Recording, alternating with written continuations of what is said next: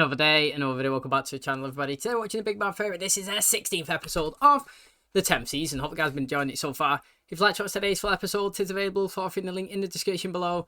Just click in it, put the password in, and enjoy. So yesterday's episode, we finally had a continuation for the project that they're doing for the military. You know, it's been a long time since we've seen them in the room working, and you know, it was good to see it last episode. And you know, the guys, Howard and Leonard, needed a bit of space from Sheldon, so Leonard busted out like a kind of like a present, something that he said he spent $4,000 on.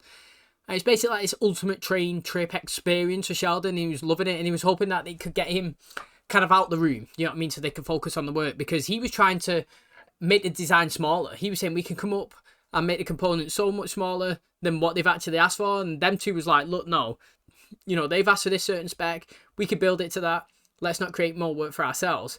Busted out this voucher. Sheldon was loving it. He's ran off. He's gone to read up and prepare for it. The is it the colonel, the captain? I can't remember like what he's called. Hank. He's come in, seen the board, seen Sheldon's work. I want that. That's what I want. If you can make it smaller, make that. Obviously they're fuming. They're wounded. They've gone to Sheldon, tried to get him back on their side. Now I was saying, obviously, you keep your cards close to your chest. You don't express this. If you can improve things, you don't tell them. You keep it. Let yourself do it, roll out revision 1, then try and roll out revision 2, revision 3, try and get funding, always keep progressing forward. You don't do the best thing you could do instantly, you do it in small increments. But also the girls as well, they wanted to have a girls' night. You know, he's going to go to a club, bit of time away from the baby, let Stuart, let Raj obviously take care of her.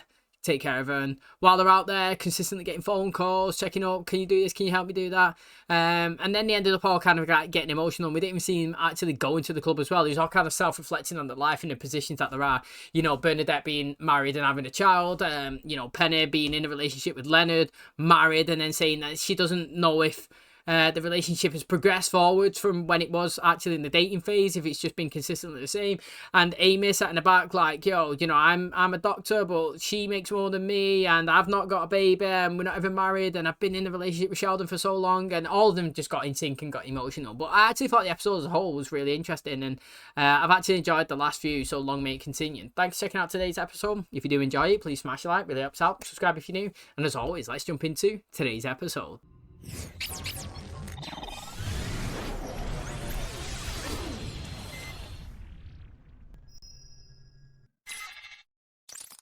Go!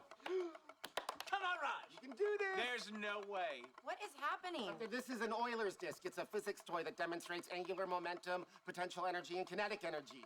Oh, look at you watching sports. We're betting It's to like see he's if the holding his Polly breath. can hold his breath longer than the disc can spin. Okay, I want in. $10 says I'll lose interest before that thing stops spinning.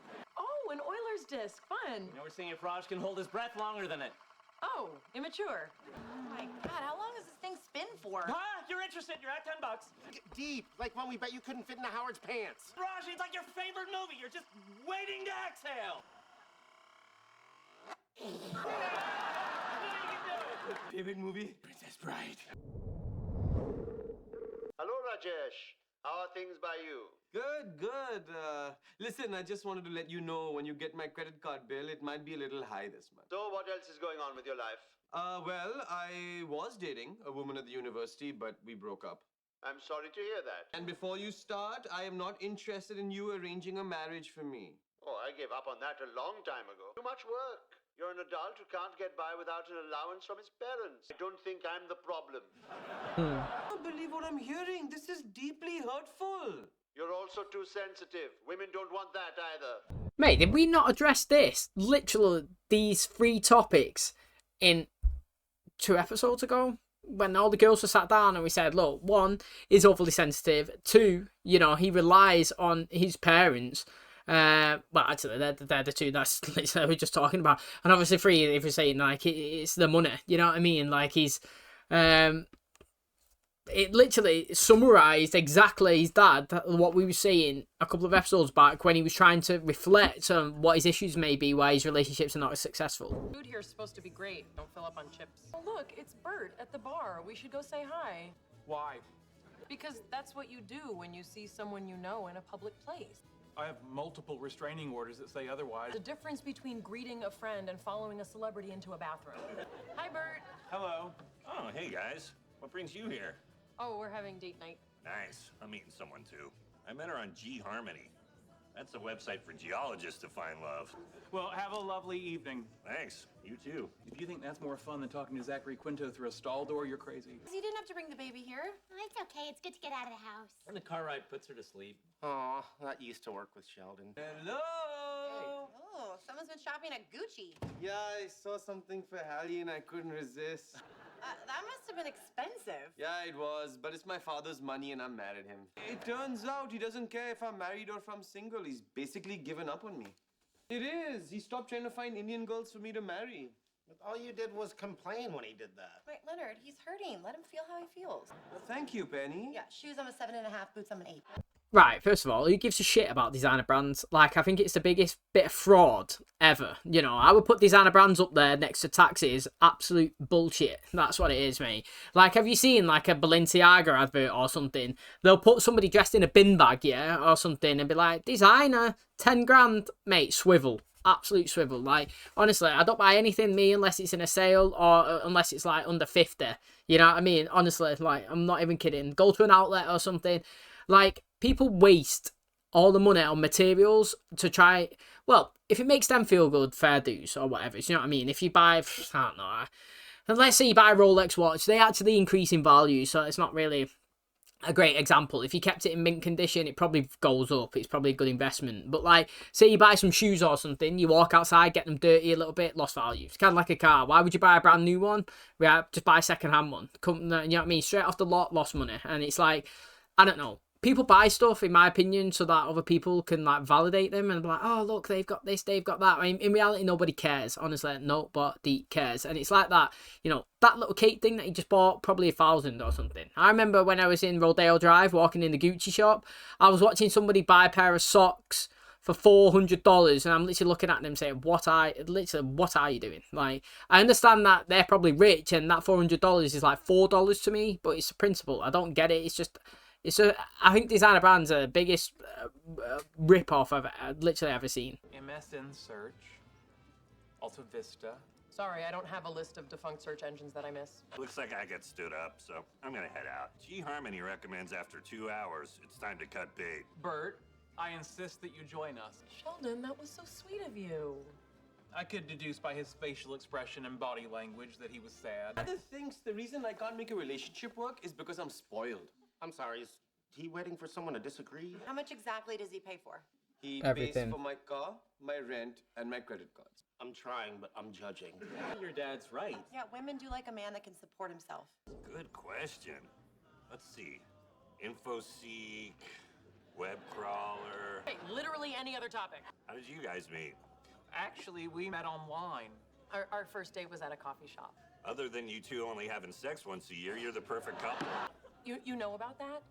Yeah, everyone at the university does. Well, I only told Leonard, Howard, Raj, Kripke, Professor Wu, Professor Klein, and a lunch lady in the cafeteria. Why aren't you talking to me? Because I'm mad at you. Thanks to you, my colleagues are gossiping about our sex life. What is there to gossip about? We barely have one. Is it safe to assume you're not speaking to me again?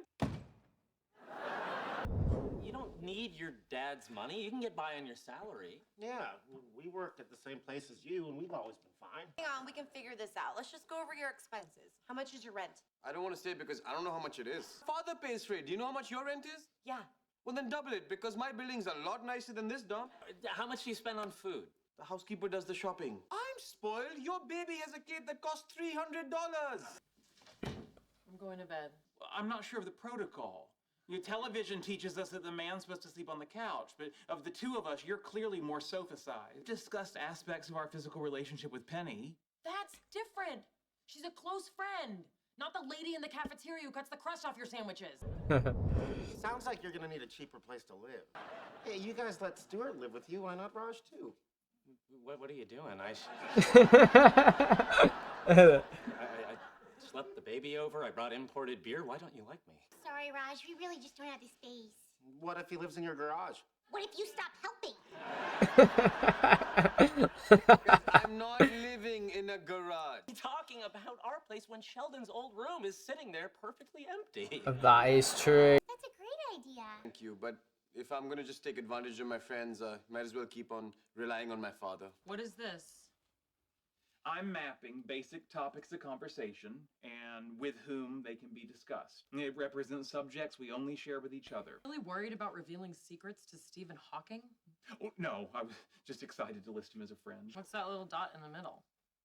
That's reserved for thoughts I don't share with anyone. Can I hear one? Please? 2 years ago, I got my driver's license. No way. What? I like being chauffeured around. It makes me feel important. So when I got up at 4 a.m. to drive you across the desert to an antique train museum, I didn't have to? I felt extremely important. Mate, see, there's a difference between holding a secret that you have internally. So, like, maybe, I don't know, you've got some weird fetish or something. Do you know what I mean? Like, you get sexually aroused by feet pics. You know what I mean? You might want to keep that internal. You know what I'm saying? Like, that's what the dot's for. The dot's not for revealing something that, like, basically expresses you taking advantage of everybody. You know what I mean? Yeah, I got my driving license 2 years ago, but, you know, I make you get up at 4 o'clock and drive me for 4 hours, and I make you take me here, and I make you take me there, and you don't have to. Yeah, I could perfectly do it myself. I've got a license. But by doing that, it makes me feel important. Like, you're chauffeuring me around, and I love it. You know, it's like, that's not what the dot's for, Sheldon. You know, read the room a little bit. You know what I mean? Like, it's a bit more something, a bit more deeper and embarrassing or personal, like, than that. What? I have come to an important decision. I will not be accepting your money anymore. I'm a man and I can take care of myself. That's wonderful. Dad, I'm trying to tell you off and you're ruining it with your delight and relief. Oh no, my grown son is going to stop spending all my money. Where did I fail as a father? That's right. Keep asking yourself that. You brought your own lunch. Good for you. Yeah, making a bunch of changes. This morning I fired my dog walker. I have recently been made aware that my personal relationship with Amy Farrah Fowler has become water cooler gossip. Our minds should be focused on the advancement of human knowledge, not the intimate details of other people's lives. Bert, you're a good man. That woman who stood you up and humiliated you last night really missed out. That doesn't paint me in the best light. Correction. That woman not only had vigorous coitus with Bert, she also tipped him $1 for a job well done. And better? Not really. Well, last night, Amy was angry with me because I'd been foolishly telling people about certain personal matters. At first, I thought she was cranky because of her horrific menstrual cramps. And turns out, no, she was genuinely mortified. To be fair, though, you got to say fair play. He adjusted the situation. To be honest, like, one of Sheldon's good traits, I would say, is that he does address kind of situations, you know, even conflict or stuff like that. You know, he does actually approach it and hit it head on. Do you remember that time when, literally, just recently, actually, I can't remember what episode it was, but it was him in the apartment with Leonard, and he was trying to figure out a lie. I think it was her apartment, you know, basically, when they figured out that it'd been ready for 2 weeks, and they was going to see how long they could keep the lie up for, but as soon as she walked in, boom, asked her instantly. You know what I mean? Well, I know you've been lying. You know what I mean? And it's not many, like, this, you know, it's not the first time that he's done an announcement here at the work. You know, do you remember when he's done his research and he proved that it wasn't him or whatever, and he does a public announcement, and sometimes he apologises, or sometimes, you know, he tries to set the record straight, or other times, you know what I mean? Like, he just provides information, but I've got to say that is one of his better traits that he has. And I know, obviously, a minute ago there when he was talking, he didn't really mean to say anything about Bert in terms of like a bad way that may potentially upset him or spread gossip, obviously, throughout the work environment. He was trying to talk to himself, and you know, Bert's come up and he kind of fell into that, but then he kind of tried to correct it. I thought he said something decent. You know, obviously he didn't end up sleeping with anyone, but like he done his best to resolve that situation, and you know, I did enjoy it. So, you know, big up to him. And like I said, it is upsetting from, let's say, from Amy's point of view.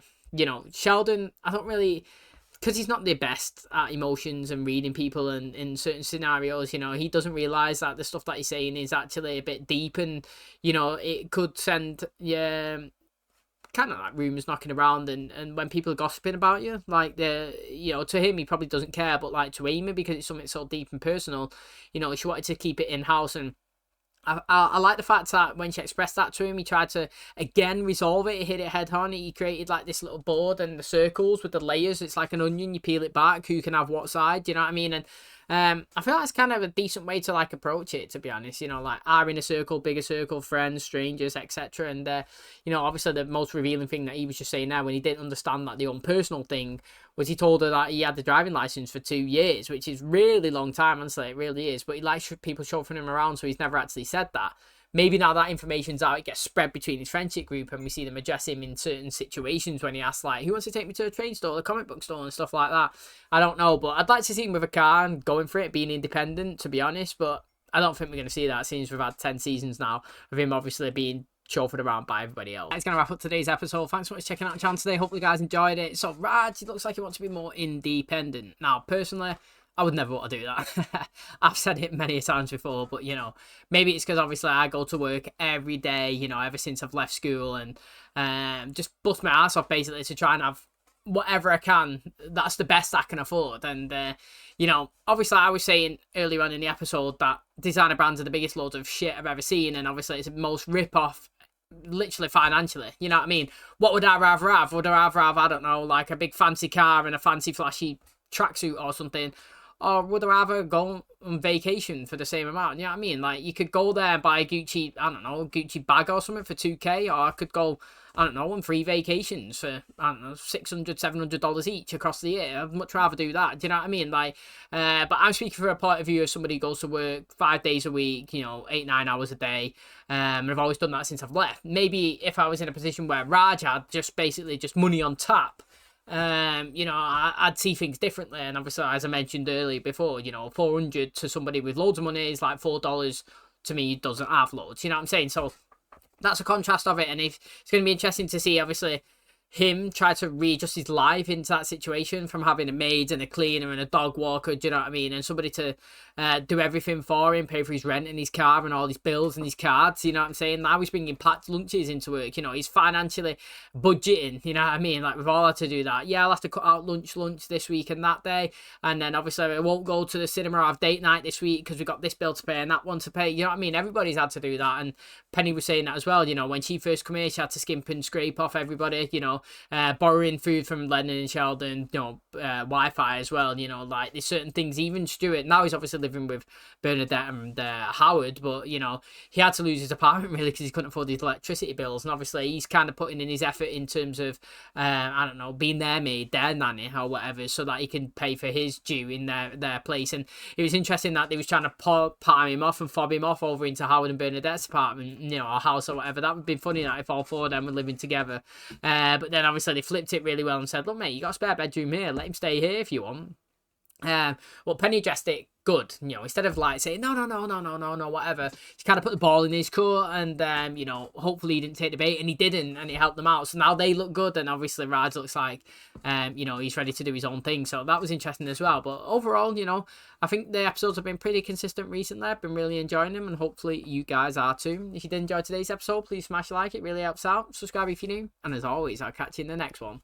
Cheers guys.